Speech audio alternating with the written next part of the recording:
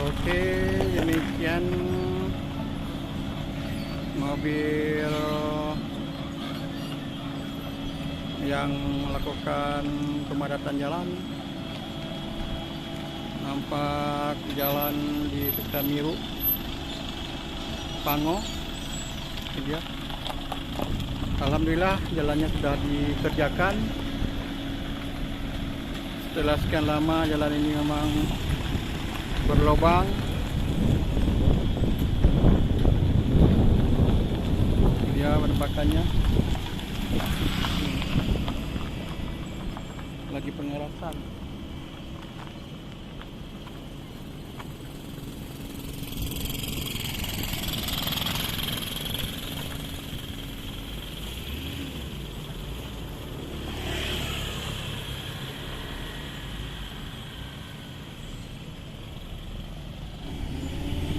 Udah waktu istirahat, udah jam 5 sore.